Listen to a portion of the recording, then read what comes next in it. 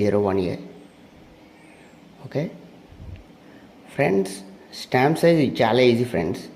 3.5 centimetres, 4.5 centimetres, 300 రిజల్యూషన్కి మనం 200 resolution ఇస్తే సరిపోతుంది.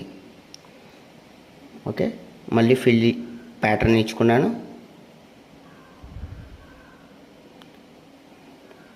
న్యూ షీట్ తీసుకుందాం.